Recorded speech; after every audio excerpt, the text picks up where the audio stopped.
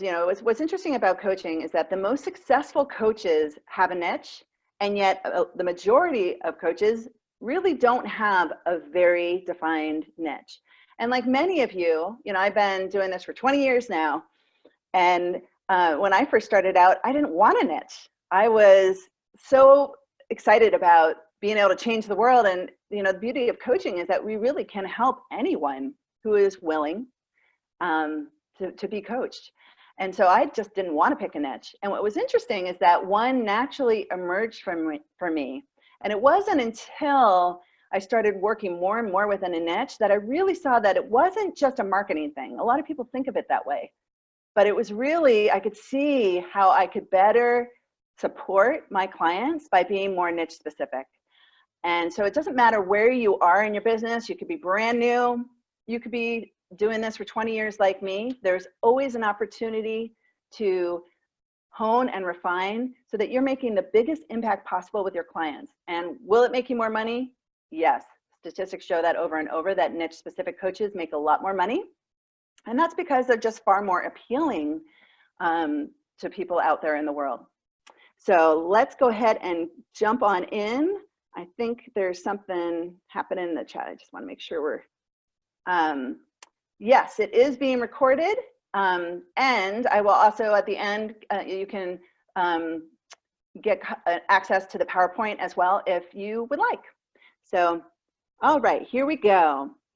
So first of all, I'd love to do a poll. Now we're going to see if the poll works.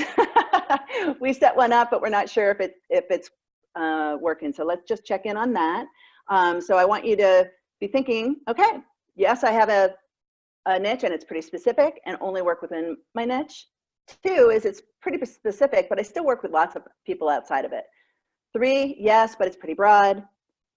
4, no, but I definitely want to pursue a niche. And 5, no, but I like serving a diverse market and probably won't choose one. So Nahid, do we I don't see it launching. So let's do this. Why don't you go ahead and put your answer into the chat? So just go ahead and put a 1 or 2, 3, 4, or 5, just to give a sense of who's in the room. Okay, we've got a lot of people. So it's a lot easier to look at it but I'm seeing a lot of diversity here. This is cool. Yeah, mostly 3s and 4s. So actually a lot of 1s and 2s as well. So cool, we have a real diverse room. And here's the thing, it doesn't matter. I work with a lot of clients who are fairly new in their practice, but really more and more my clients are those people that have been doing this a long time, and it's really about finding their sweet spot within their niche. A lot of them actually have had a specific niche, but they're really even honing it further. So no matter who you are in the room, you're going to get benefit from this.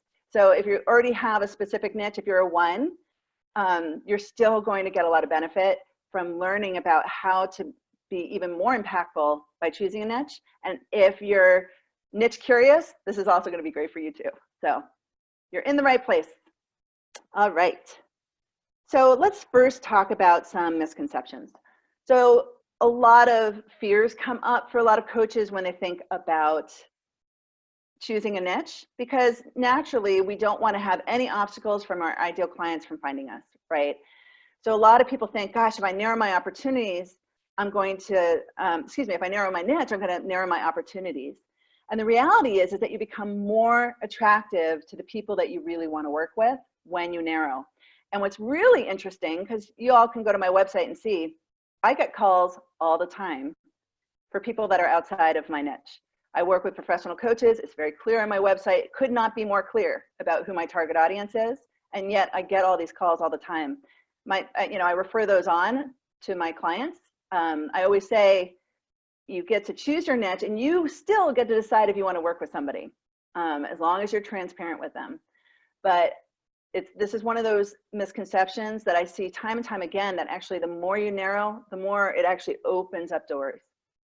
And you don't repel prospects who aren't in your niche if your sweet spot can actually help them, or if they've been referred to you in some way. Like a lot of people that get referred who call me up, it's like, it's my reputation that had them call me. And if they looked at my website, they can see what they want, and what I provide is actually, there's nowhere on the dartboard even. And yet they're still calling me. So it's not repelling them. And especially if you have like a target niche that is really a honed in sweet spot, you tend to still attract lots of people within the greater niche. And like anything, a niche is an opportunity for you to be pointing your dartboard, your arrows at a dartboard, but you always get to decide.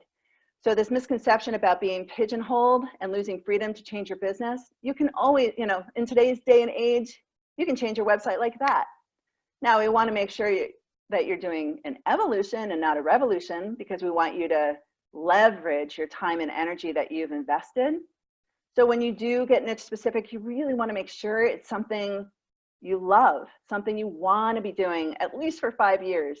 And it may evolve over time, but you want, you know, I have seen those major niche switchers, and you put a lot of time and energy into something and then switch, and there's not as much leverage when you're moving from, you know, one completely different niche, let's say executive coaching to wellness coaching as an example. So you always have that freedom to change if you want to. And I encourage you to look at the ways to leverage. There won't be enough clients and I'll go broke. You know, first of all, one of the things that I'll talk about is that we want to do the bottom up, which is like, what am I most passionate about? Who do I really want to serve? But you always want to do that top down approach and make sure that there are enough, right? I had a client once who really wanted to work with oral surgeons, believe it or not. And he was in North Dakota. There are 10 oral surgeons in North Dakota. So that would be narrowing too much. He ended up working with dentists, but still wanting to work with those oral surgeons. So it's like, you know, you want to make sure that you're choosing a market where there's plenty of opportunity. For most of you having a full practice, you only need 15, 20, you know, sometimes even less clients, sometimes a little more. So you don't need to have thousands for that to be a viable niche for you, but you want to make sure that it really feels like there's spaciousness and juiciness for you. My current clients will stop working with me. I have a interesting story about this, because I hired a coach when I was pretty fresh out of coaching school. I had met the coach. He was an assistant in one of my classes, just really liked his vibe. And I decided to hire him. I was looking for a coach. I think I was going through certification. I needed a coach. And he, you know, was a PCC. And I went to an event with him, and someone said, "Who do you work with?" And he said, "Professional athletes." And I looked at him and I was like, I could not be the farthest from a professional athlete. And in that moment, I felt sort of betrayed, right? So your current clients won't stop working with you if you're transparent. But the fact that he hadn't shared that with me and I had signed up to work with him, I felt a little betrayed. So all of this is about, you know, transparency and openness. Your clients won't care if you change niches as long as they're being served and as long as you're transparent about it. Let's see, what's next? I will have to say no to people who aren't in my niche. Again, this is about really targeting who you want to work with and honing your tools and various things to work with those folks. And you always get to choose. You know, I have several clients who actually, as part of their practice, they might, you know, have a couple pro bono slots that have nothing to do with their niche because they want to be giving back to the world. You know, all of you are able to coach anybody who's willing and wants to make a significant difference in their lives. So, you know, you get to decide, as long as you're transparent and open with them, that they're outside of your niche. I don't know how to pick a niche or where to begin. Well, you are in the right place if you fear that, because it's often the case. It's like, okay, if I do want to choose a niche, how do I go about that? It is one of those things, not knowing how often stops people from taking that next step. So hopefully you'll get a lot from today that will help you start to really dive in and choose a niche if you are one of those people that were a 3 or a 4. Okay. And please, if you have any questions along the way, please go ahead and put it in the chat. I'd love to, the chat or the Q&A, would love to hear any questions you might have. So first of all, let's talk about what exactly is a niche. Now, the Oxford Dictionary has a specific definition, and I will read that to you. It's a specialized segment of the market for a particular kind of product or service. So most of people see that and think, okay, this is a marketing thing. And what I want to talk about is that it actually can go way beyond that. It's great to have something that's going to help you be more attractive to people out in the market. Absolutely. But what I have seen over and over again is that when you really have a true niche, you're actually making a bigger difference with them. So let's talk about Tara's definition of a true niche, because this is where we really can get a lot of leverage, and it can really be juicy for coaches that really weren't that interested in choosing a niche before. So first of all, there are 3 criteria in my true niche definition. One is simplicity and clarity of message. So when you say it, that it makes sense and it's clear to people in the niche, and hopefully to people who are not in the niche, because a lot of your referrals are going to come from people who know people who are in your niche but aren't necessarily in the niche themselves. So simplicity and clarity of message is absolutely key. Second is that there are common challenges, pain points, and desires that your coaching process addresses. Now, let's be clear, there's this spectrum in coaching. Pure coaching that we are taught in coaching schools on one end of the spectrum. On the other end of the spectrum are these coaching programs that are step by step. Everybody goes through it the same way, the same type. It's really training, right? But they call themselves coaches, okay? Now, a lot of my clients are somewhere in the middle. And I want you to know that you can be here and still have tools, exercises, and other things that can address common challenges, pain points, and desires that aren't necessarily brought into the coaching process. So any of you who are like, I want to be a pure coach, I don't want to be a coach-sultant, that doesn't mean that you can't provide tools that are niche specific that are going to help your client move through their challenges and pain points and help them get from where they are to where they want to be. So, that is one of the things that is absolutely necessary with a niche, is that there's commonalities, okay? And third is there's a defined network that you can tap into. They're hanging out somewhere together. They commune in some way, because that's part of you really being able to, make your practice take off. So as an example, one of the things that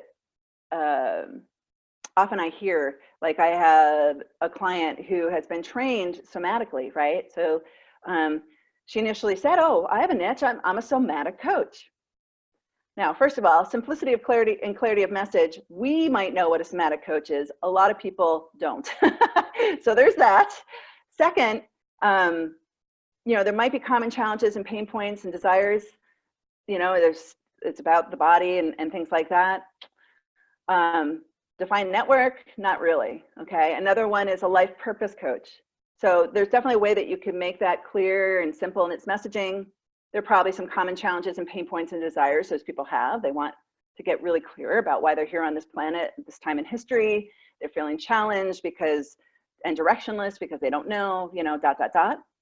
But a defined network they can tap into. Are these life purpose seekers all hanging out somewhere? Probably not. Now, you could be a life purpose coach within a certain niche that can help you tap into a network. So, do you need to have all 3 of these things? No. Will you get more leverage and will you be able to fill your practice more quickly if you have all 3 of these things? Absolutely.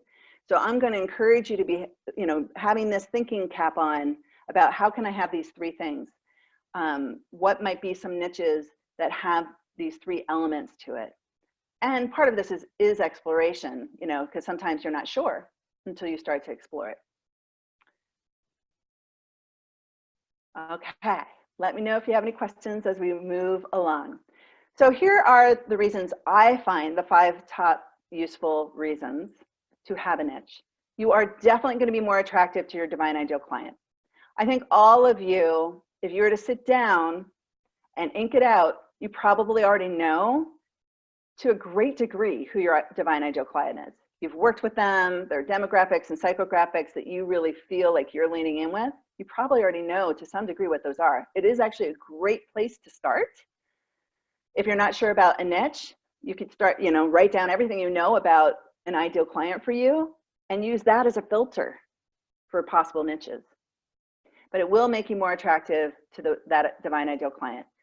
You can deepen your process, your toolbox, and expertise through narrowed focus and energy. I often think of it as, let's say you have a gallon of water, right? That's your time, money, and energy gallon of water.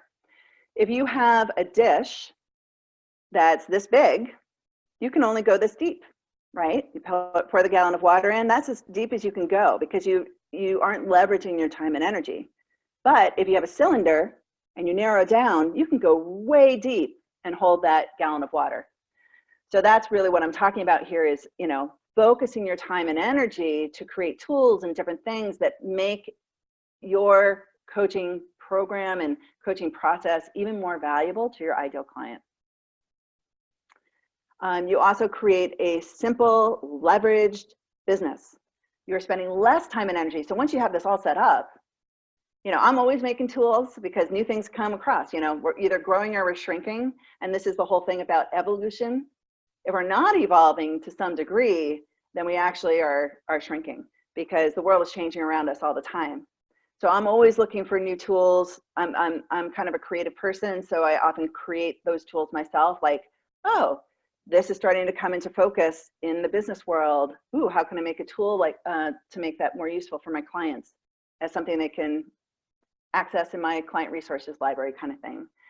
So, and once you create that kind of toolbox, there's less and less of that, right? So once you have that set up, you can just leverage your time and energy right and left. You're not, trying to recreate the wheel all the time. And I'm sure, many of us, me included, when I was first starting out, I was working really, really hard because I wanted my clients to have major results. So they'd bring something up and I'm like, ooh, they should really, I should really have a visualization around that. And I, on the fly, make a visualization for that maybe wasn't leverageable with another client, right? So when you start to narrow, the tools and stuff that you create can be leveraged. All right. You also increase your credibility and become an expert in that field and a perceived expert in that field. You become a thought leader when you start to narrow in and have resources and such like that. And number 5 is that it absolutely increases your access to the niches network. As an example, before I started focusing on professional coaches, I was focused on service-based professionals. And what was interesting is that the ICF was really not interested in having me come speak. Why? Because they were afraid I was going to be selling myself right and left. Oh, you're a marketing and business coach. No, we don't like that. And when I started to focus in on coaches, I became more attractive. But what's really interesting is that many of my speaking engagements, they're knocking on my door, not the other way around. I was just asked to be part of to fill out, I still had to fill it out, but to fill out something to be part of the Midwest ICF conference that's happening in the fall. They came to me and said, hey, we'd love to have you. So that kind of stuff starts to happen. You get increased access and you become that known expert in that field. And suddenly they're knocking on your door as opposed to the other way around. Okay, so let's dive on in. First of all, one thing to know about niche is you narrow to the degree that it serves you, serves your clients. And, for some people, that's a real specific niche. And for others, it's bigger, right? And this is where you start to notice, I always talk about the mutual lean in. And I've been talking about that long before Sheryl Sandberg was talking about it. I believe that's her name. But it's like, if you want to narrow because it feels good to you, do it. If it feels restrictive, don't, right? If it feels good to your ideal clients, that you narrow. And, part of this is really touching base with them and getting curious and exploring this, because you know, one thing I found from coaches is they love to commune with each other. And they love the idea that, you know, I have this group of coaches that work together, you know, that work with me versus, you know, all sorts of service-based entrepreneurs. So it's like those are the type of questions you want to be asking. Will it serve more if I narrow? Does it feel good to me? And you narrow to the degree that it serves you and your client. And by the way, let me go back for a second. You know, there's the bullseye and the dartboard. So our niche is really that bullseye, and that's where you're throwing those darts all the time, but you get to decide how big your dartboard is. You know, I have lots of clients that are very niche specific, and they still say yes to life coaching clients and, you know, all sorts of different things because it feels light and right to them. So know that that is your choice, and you know, that the bullseye and the dartboard sometimes look very similar. Like in my world, they're practically identical, and in, you know, in others, they tend to be a lot different. What I have noticed with my clients is that they tend to get smaller and smaller over time. The dartboard tends to look more like the bullseye the longer they're in business because it feels juicier to them and it feels juicier to the clients. And what used to be really compelling for them no longer becomes as compelling, you know? So pay attention to that and notice, you know, and shift up your niche and your specificity as it feels light and right to you. So here are some examples of different types of coaches or different kinds of niches that my clients have focused on this year. I should say last year. So you can see that there are all sorts of different types of coaches, and that it's not just executive coach or wellness coach or grief coach, that we actually tend to get even more specific within a greater niche about what's their sweet spot and what they wanted to be giving in terms of that transformation, right? And that helps them stick out. I have this diamond group where there's 6 people in it, and 4 of them have, on the surface, have the same niche, but each of them has a very specific sweet spot and ideal client that has them really stick out from the rest. And what's really cool about that is that they are starting to partner with each other, because it's like, oh, that's not my sweet spot. I don't want to be doing that, but you do. So it actually can open up opportunities too to partner with other people who are outside of your sweet spot. Okay, let me know if you have any questions, y'all. Just looking at that for a second. Okay, so let's talk about how to choose a niche. Even for some of you who already have a niche, this is really about even getting more specific within your niche and finding your sweet spot. So there's value for those of you who've already even chosen a niche. So the top-down approach, which is what most business coaches would have you do, and most business books, you know, where are the greatest coaching needs in my community? Where are the needs that are currently underserved? Who can afford to pay me? Who has discretionary income? And then what are the top most successful and proven niches? And these are the 5, if you're wondering. Now, are those great questions to be asking? Absolutely. And in my opinion, it's not the right place to start. This is a very left brain approach. And coaching is not a left brain experience, right? You can absolutely coach anybody, but you want to make sure that you're feeling joyous and excited about the people that you're going to be serving. Also, you don't want it to be totally random. I was once in a coaching program. I like you know, always have a coach. And I was in a business coaching program about 10 years ago, where like literally the business coach was like, pick one of these 5.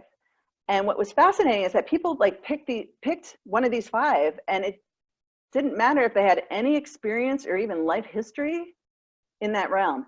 Can't tell you how many people claimed themselves as a money coach when they were having money issues. Can't tell you how many people wanted to be, you know, business coaches, but they didn't have a full practice themselves, right? So also remember with this, credibility is key. You got to have credibility in your niche. or else you're not going to be able to attract those people. Credibility is a huge, huge part of why people hire coaches. You know, they hire people they trust, know, and like. So if you don't map up to that, you know, it doesn't matter how great of a marketing copy you've done, it's just not going to fly. So credibility comes in 3 forms, and really you only need to have one. But if you have 2, you're really strong, and you all will eventually have 3, because, you know, some of you won't necessarily have the maker of champions right away. So let me just describe what those are. 1, I walked in your shoes. Now, you don't want to be walking side by side.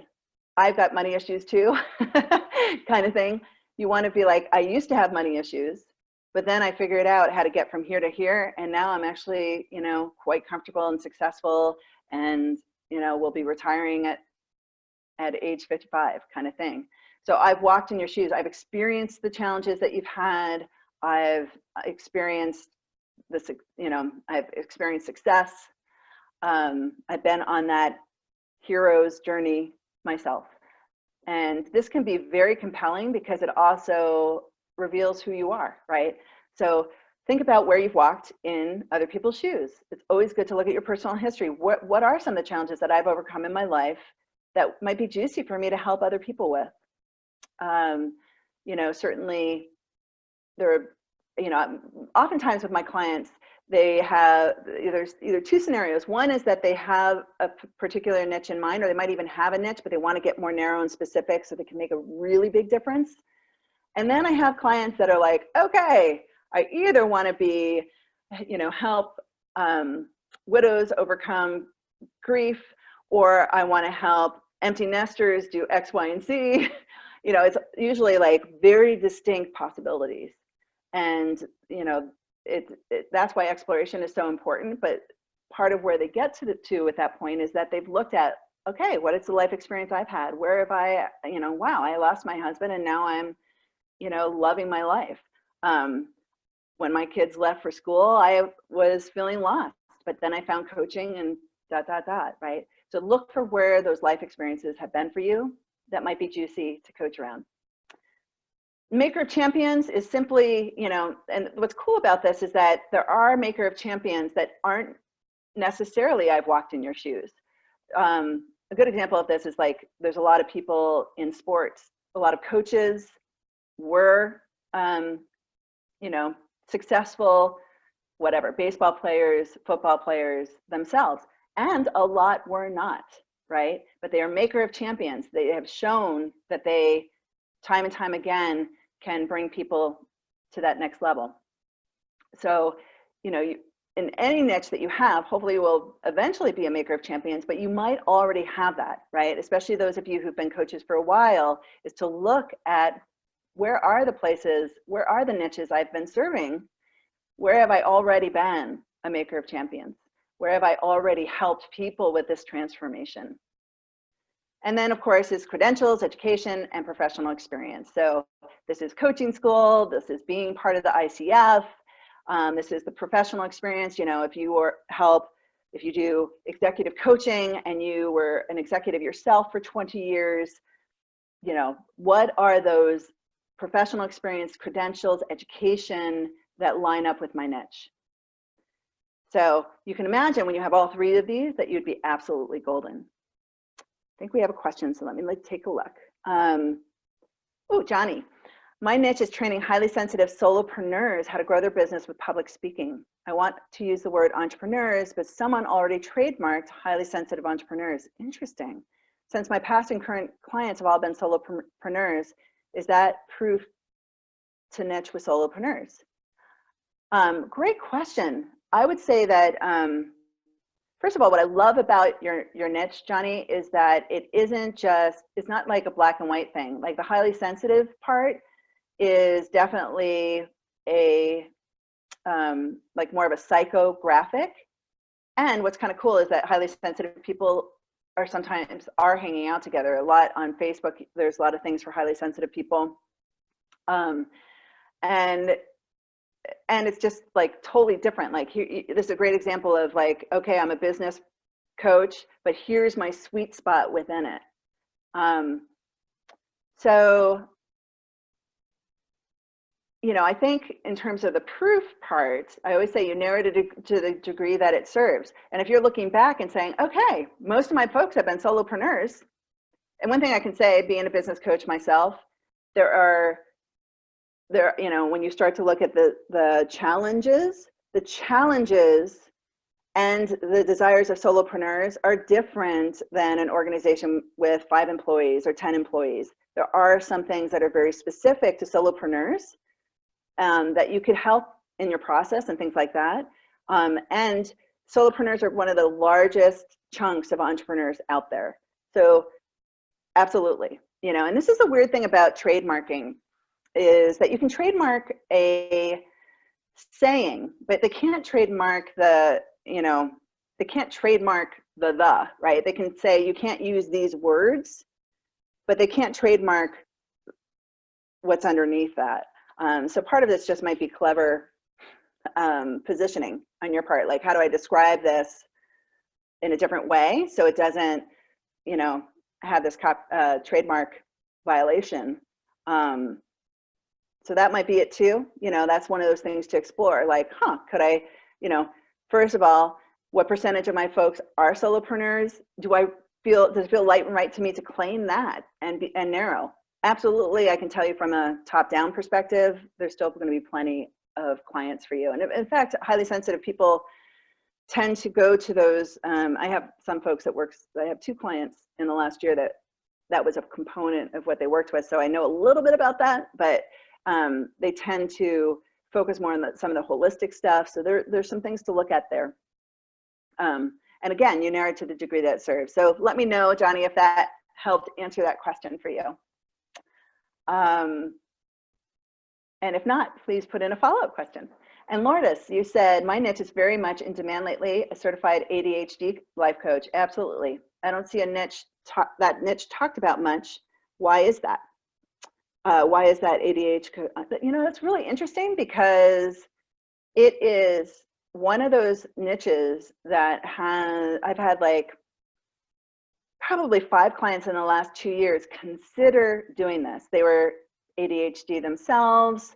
They even maybe went through a certification course. And I think what happens with this, I think there is, from a top-down perspective, I think there's absolutely a need. I think at the end of the day, why my clients didn't choose it was they didn't feel the mutual lean in the way that they felt for other niches. And I'm happy to talk with you about that offline. But that's something for you to explore, Lourdes. Like, you know, first of all, do I own this? Am I leaning in? And then going out and talking to people and see if it feels like there's a market, and feel that if the challenges that people are experiencing are ones you really want to help them overcome. At the end of the day, I think some of my clients chose other routes because it felt lighter to them, and the ADHD felt more complex. And then I have other clients that love complexity in their niche. So it's really a personal, you know, this is where the mutual lean in is important. All right, let's keep moving. So like I said, there's the top-down approach, and then there's the bottom-up. This is my preferred starting place, and it's really starting with those questions. Where do I already have expertise and credibility? You know, Lourdes she's been certified in this, you know, et cetera. What am I most passionate about? Do I care about these people? Would I be excited to work with 20 people in this category every week, you know, or day after day, you know, a month?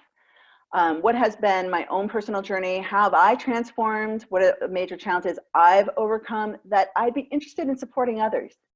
And this is really a good one, because oftentimes things in our personal experience are things that we just want to keep personal. I've had a fair amount of people that have had things come up like sexual abuse or miscarriages or money issues that they've resolved. And they got really clear that, like, hey, just because I can doesn't mean I should. Even though I've walked these shoes, I'm really not that interested in supporting people there. That was my personal journey. I don't want to make it my professional one. So just remember that this is not about shoulds. This is about, do I want to? Does it feel juicy to me? What type of people are already drawn to me? This is like, for those of you who've been doing this a while, just notice who is drawn to me already. Who are the clients I have enjoyed working with the most? And where are these people communing? Online, offline, organizations, all that kind of stuff. Okay, so I would start there, and then let me just make sure I have another question. Cool. So start there, and then you know, go from there. Start at what those bottom up, and then seek out, explore, and at the end of the day, make sure the top down is there. I've had a lot of clients come to me and say, I've always wanted to work with youth who, you know, who are out of the foster system, but I know there's no money in it. And they just totally discount it right away. And, you know, if you're really leaning in, oftentimes there's a way to work with that. And I have had many clients, it's not the majority, but I would say, you know, at least 10% of my clients who have said coming in, I've always wanted to work with this, but I know it's not possible. So part of this is mindset, and part of it is getting creative to make sure that you are, you know, that there's a mutual lean in, and that you're making the money that you really want to make. And there's lots of creative ways to get over some of those things.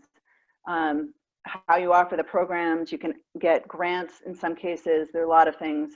So don't throw the baby out with the bathwater. Start with the bottom up and see what emerges. Okay, Jean has a question. I've not yet selected a niche. I'm attracted to diverse life topics, both personal experience and natural connection.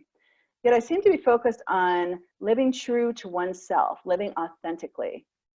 Wondering if I could form a niche in this area. So that's really cool. So here's what I would say about that. There's a way that you can absolutely make that a clear message.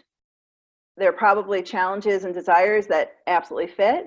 It's the communing part. It's the network that you can tap into piece that I'm curious about.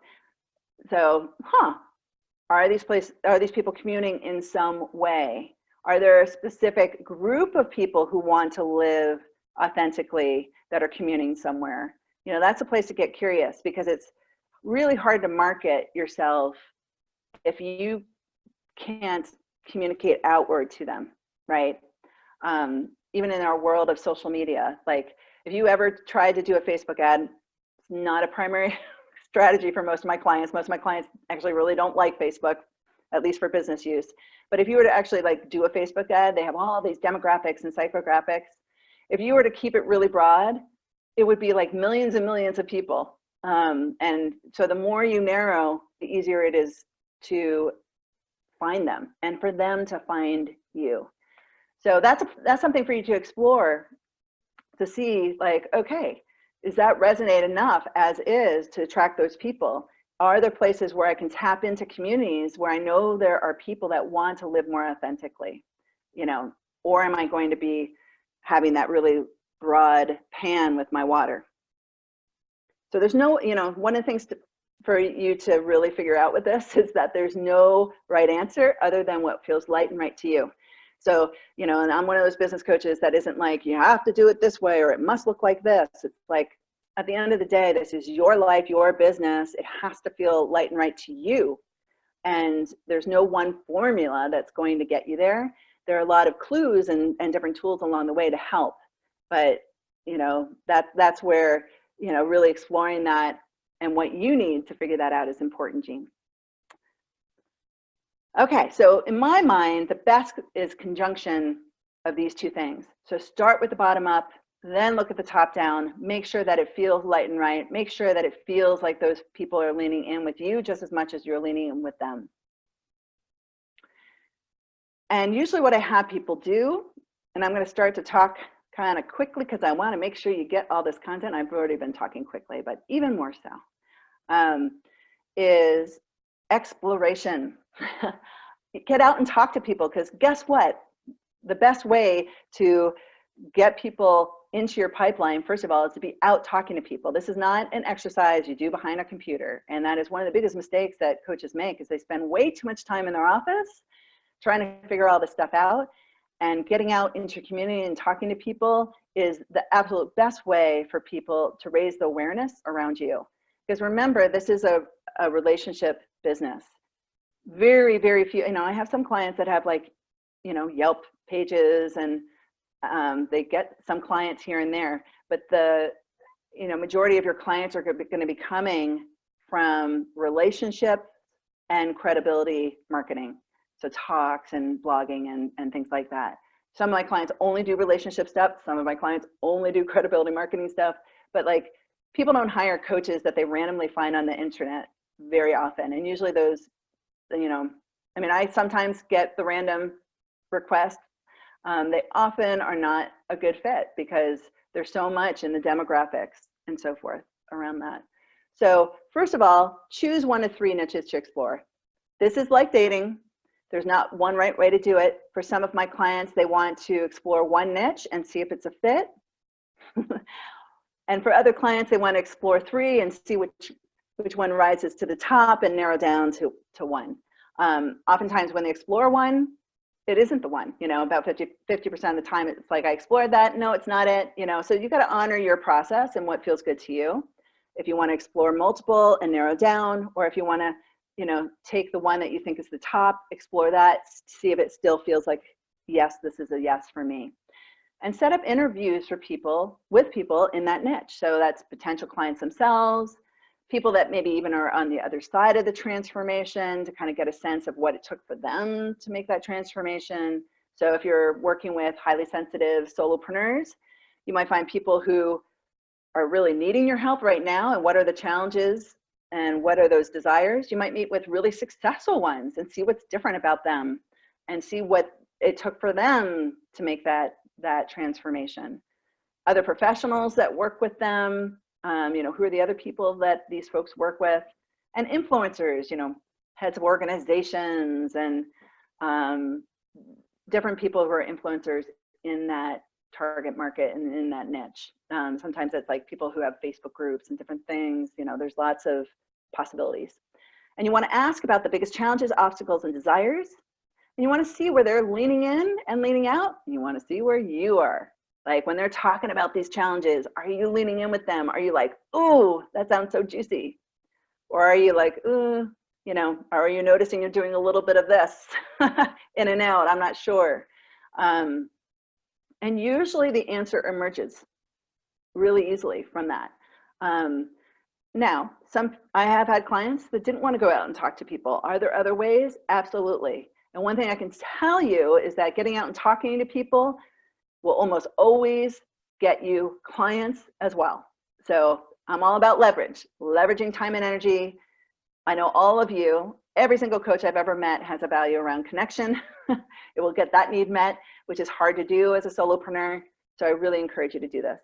And keep interviewing people until you're crystal clear about who it is that you want to work with.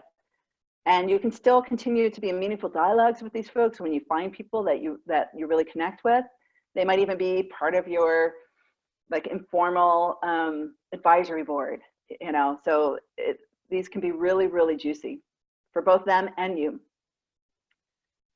And really what you want to do is not only define your niche, but define your sweet spot within that niche. And that's, your niche's biggest challenges, obstacles, and desires, your talents and expertise and interests as a coach, and where those overlap. Just because you can doesn't mean you should. Anything that's outside your sweet spot, you can find partners and other things to provide. I have, as an example, I have several clients who really, really want to do career coaching, but they're very clear, I don't want to do interview prep, I don't want to do resumes. And they originally kind of eliminated career coaching as an option because they thought they had to do those things. And did those, were those people really leaning in with that stuff? Absolutely. So the question is, is your sweet spot enough, or do you need to partner with other people to create an even better client experience? Like, and I have a resume person and I have this person who can help you with interview prep if you want, that makes your program look even more desirable. Like, wow, you provide a lot of infrastructure there, right? So defining your sweet spot, and sometimes from there defining what others strategic alliances and partners and things that you need as well. And sometimes being just that narrow sweet spot within that niche is just fine. You don't need to partner with anybody if you don't want to. But I do find that most coaches like to. It's a way to get more business, but it's also a way to give an even better client experience and transformation for them. Okay. So, all right, I got to move through this quick. So once you build it out, once you do that, then you build it out. You build out your offer, define your process, define your toolbox, your offerings. You do your branding, your messaging, revising your website and stuff around that, and then the business development strategy. What's interesting is that like most of my clients really only have 2 to 3 primary strategies, and it's totally based on what that niche resonates with and what my clients resonate with. So it really helps them narrow their energy in terms of what they're doing business development wise to get the best outcome. So that's, you know, that is, we could spend hours just talking about the building out process, but for those of you who are wondering next steps after this, that is what you would do. So let's talk about next steps. I want to make sure we have plenty of time for questions. So first of all, if you are nicheless, use that BottomUp, the BottomUp questions to hone in on 1 to 3 niches to explore. If you have a niche already, set up some interviews in your niche to further hone in on your sweet spot and figure out where you're really leaning in and they're leaning in. You know, to build out that network, develop an even better process, offerings, toolkits, and strengthen relationships in your niche. I also have a free interview guide for your niche interviews and a copy of the PowerPoint if you want it. So you can sign up for that at, let me see if I can cut and paste this. Actually, Nahid, if you wouldn't mind typing that into the chat, that would be really helpful. And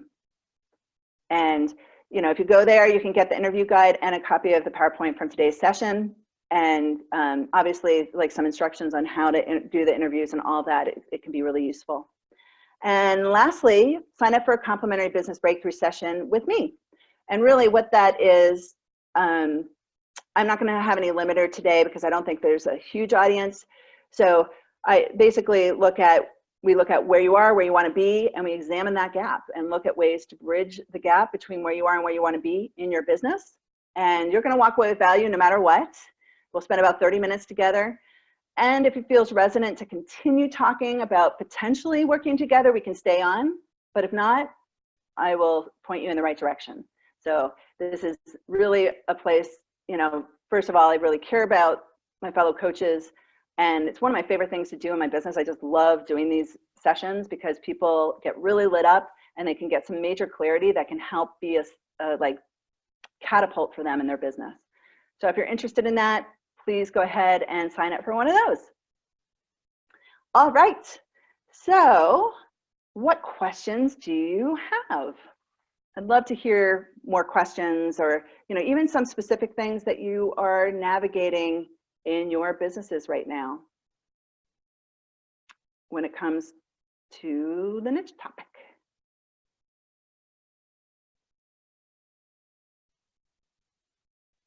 Oh, I see that I only sent it to panelists, so I'm going to resend it. I think it's already been shared.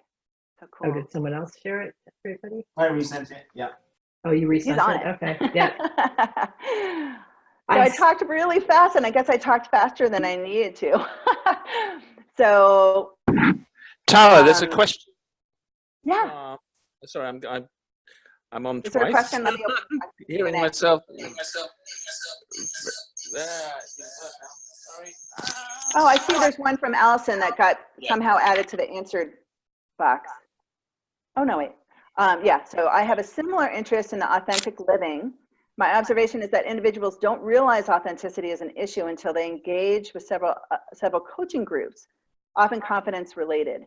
If confidence coaching is a possible narrow enough niche. Ooh, this is really juicy. I'm so glad you asked this, Allison, because first of all, one of the things that we, you know, when we talk about a niche, there is this concept of sign on the door. and concept of what they will get once they're in the door. And we all always want to be thinking about, and this is part of why we want to meet with folks and kind of get a sense, is like, what is it that will have them walk, if you think of yourself as a restaurant, what are you going to put on the door? What's the menu look like that's going to have somebody go, ooh, this looks yummy, and walk in the door? And once they walk in the door, you want them to have that experience, but you want to even have more of an experience, right? You want it to be like the meal of a lifetime that they didn't even expect, right? And part of that is, what is it that they're looking for? What is it that you share that has them say, ooh, I need that? And so the question really to be asking yourself is, and also Jean, is that authentic living, are they looking for that? Are they going, oh my gosh, I feel like a fraud all the time. I wish I could live more authentically. Because if that's not really, and by the way, when they get in through the door, it might be that the real answer to their happiness is living a more authentic life. But do they know that going in? So I'm hearing from Allison that she's kind of realized that individuals don't realize that it's an issue until they engage. So she wouldn't put that as a sign on the door. So so Allison, what would you put on the sign on the door? Are they looking for confidence? The thing that's interesting about confidence, I was talking about this with some of my clients the other day, is that it is usually a result of other things. Like we've noticed that there's not specific things like, okay, I'm going to do this and that will build my confidence. Usually confidence is a result of other things. And, I don't need to be right about that, but it's a place to be really curious is, okay, first of all, one of the things you want to make sure is on the menu that people are getting what they came for, right? So can you promise confidence with absolute conviction and hey, I know people are going to walk away feeling more confident. We never want to make promises as coaches that we don't absolutely think our clients are going to get, and you see this all the time where coaches make these promises and it's okay, only about 20% of their clients get that. Not good for your brand or your reputation. So if you're going to label yourself as a niche of confidence, you really want to make sure that is absolutely an outcome that people are getting.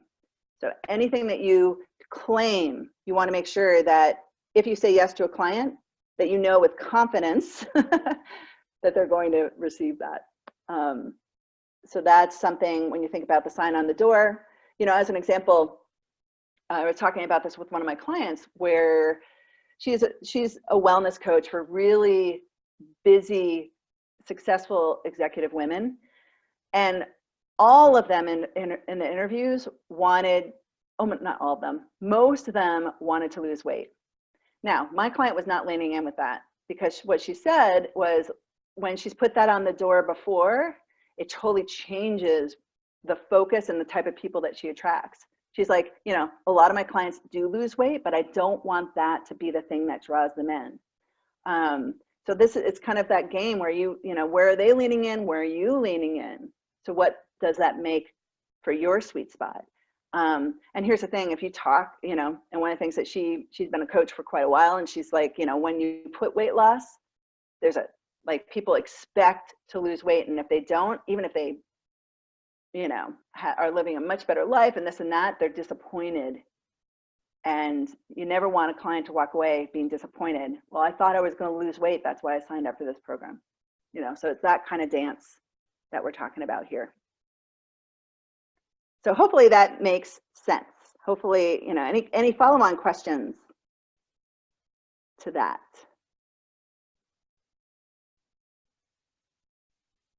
Okay.